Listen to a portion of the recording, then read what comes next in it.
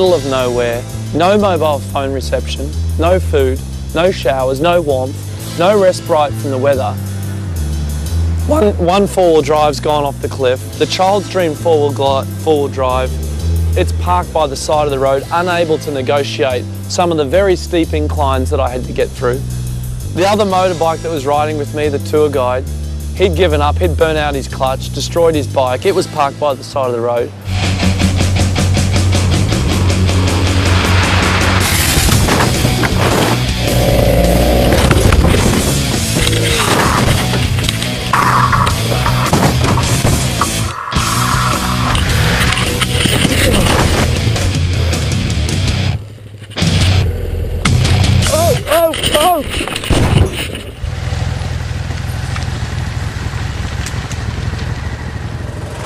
Freezing cold.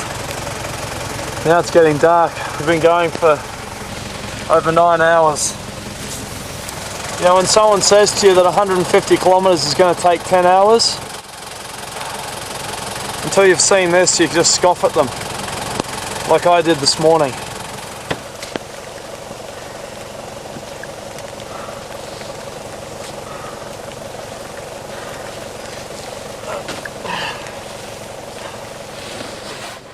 The hardest day of my life, hardest ride of my life, 150 kilometers.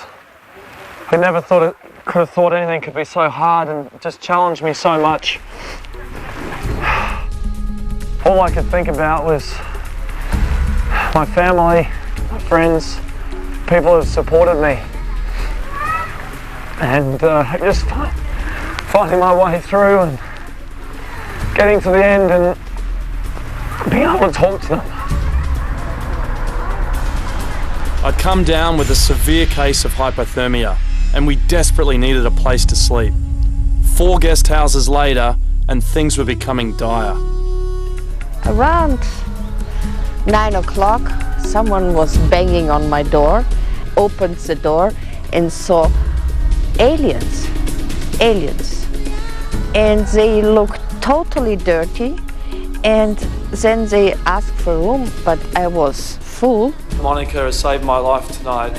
I starting to lose consciousness in the car. I could feel my heartbeat starting to slow as the hypothermia set in.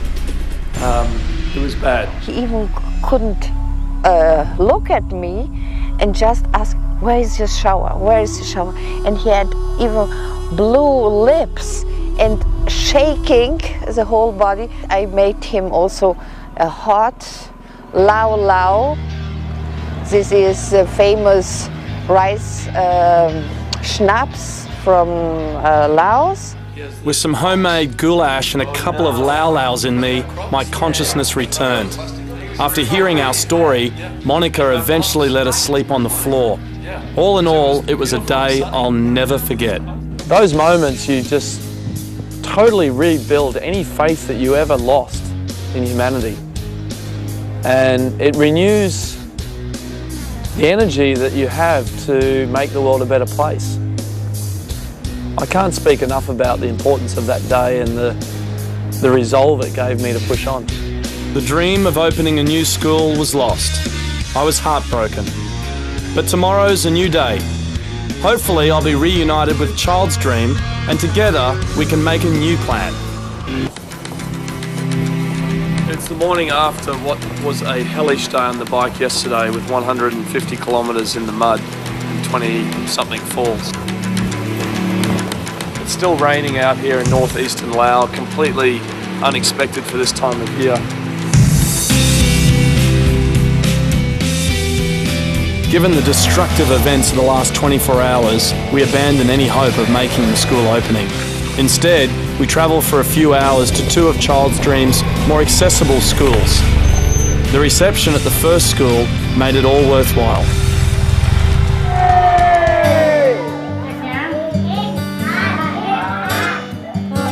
Daniel Siegfried and Mark Jenny were successful bankers who simply gave it all away to find real meaning in their lives. That's the reason why it's called Child's Dream as well. It's not just their dreams, but it's also my own personal dream. And when I see children coming to school, It's just proof that I have done the right choices for my life and that I actually decided to resign from banking and do this kind of work. So it's pure satisfaction. That's what I feel.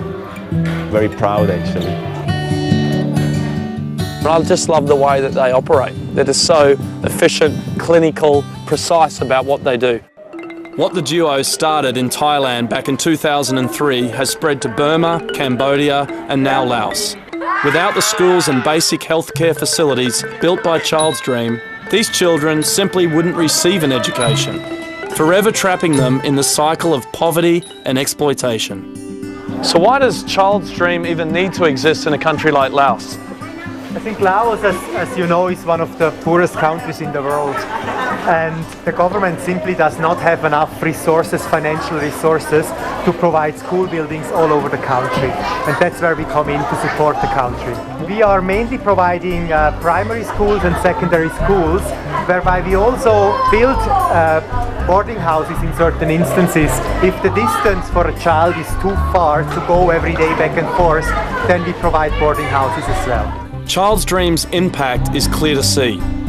Where the students once went to school at these makeshift shacks, a sturdy new school can be built for $40,000 US with the help of private and corporate donations from around the world. What's really powerful about this charity is they hand over the building on completion to the community, who provide the teachers and books. It really is the ideal collaboration. I got to see how well the system works when I checked out one of the lessons.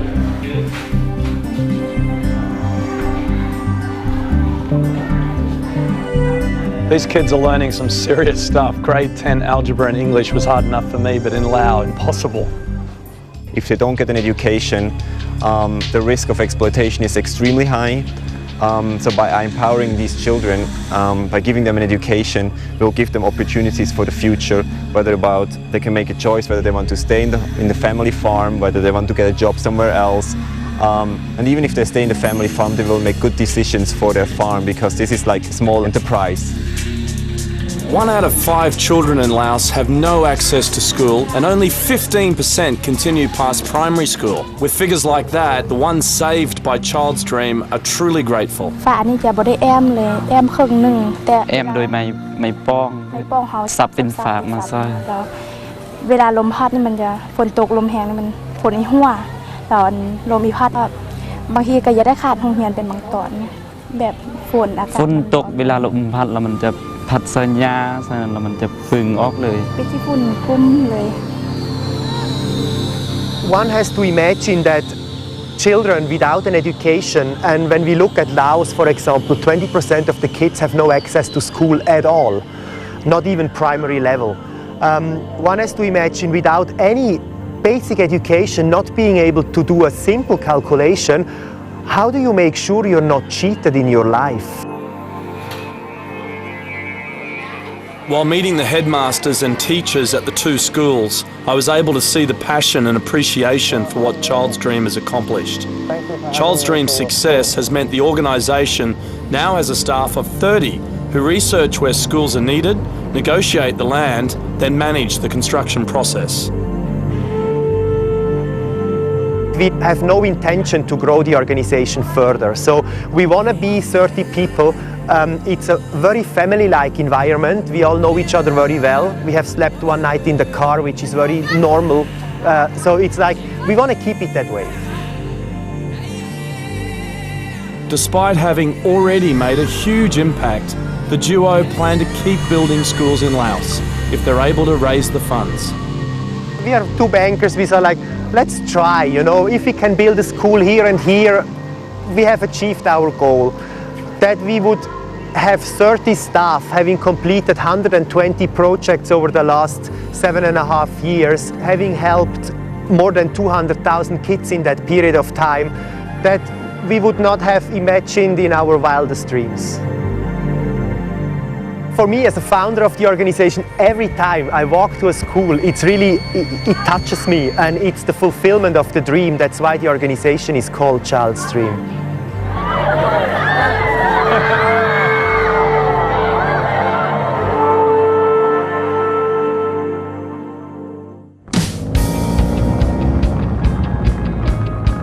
refreshed and invigorated by the school visits, it was time to push on.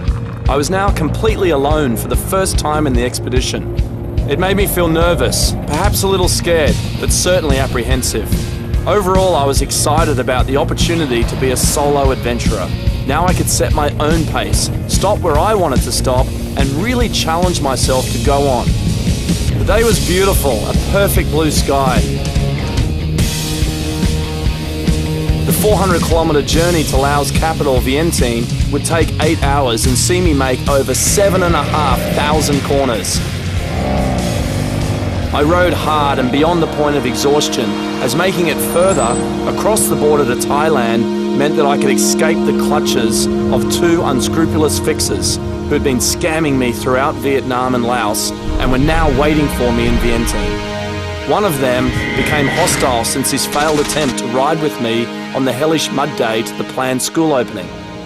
He'd been forced back to Luang Prabang for bike repairs, but was now using my satellite transmitter to hunt me down and extort more money. His sidekick had already extracted $1,500 from me to enter Laos, so I was determined to make it into Thailand, then back into Laos, so I could carry on further south to Cambodia without them. Using only a compass and with the help of a few locals, Where's Thailand? I was able to find the Thai-Lao Friendship Bridge minutes before it closed for the night. Morgan Parker may be able to get into Thailand, but his route calls for a return to Laos before crossing into Cambodia. Will the fixers be waiting for him? What surprises await our intrepid adventurer? Find out next week on Wheel to Wheel.